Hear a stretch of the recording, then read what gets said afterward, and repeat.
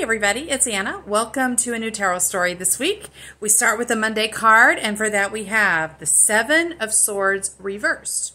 So swords are connected in my mind, with ideas and beliefs, paradigms, and communication. And the number 7 is connected with making wise choices, so discernment, right? So we look at this image upright, we can see there's this guy sneaking through this military encampment, and he is picking up swords. So he's going around, he's discarding swords he doesn't want, picking up swords he does want. So when I see this card, it reminds me of kind of looking into the world, seeing what mindsets are out there, and deciding which ones are going to serve you. And also getting rid of old mindsets that you probably got picked up when you were young. All of us pick up mindsets when we're young. The ones that no longer match what I'm trying to do, I get rid of them. So when the card is upright, it suggests the mind is kind of deliberately and intentionally walking through its ideas, treating its mindsets like tools, not like beliefs or truth or those kind of things, just tools that help us make sense of the world. And just like any other tool, it works while it works. When it stops being effective, you set it aside, right?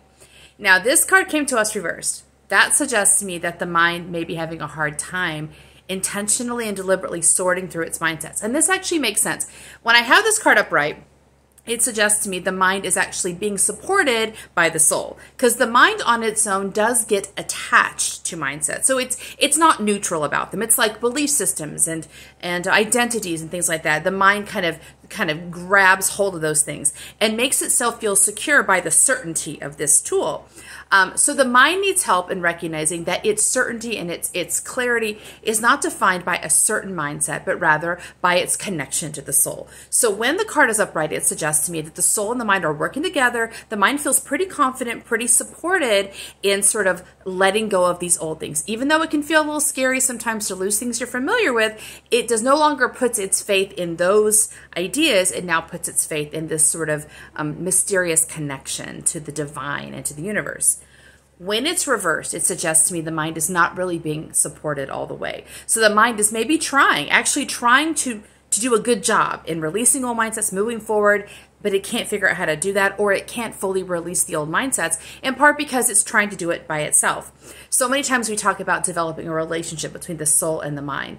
And the mind is so clever that people will say, I'm talking to my mind, but as they describe how the conversation is going, it's really the mind talking to itself.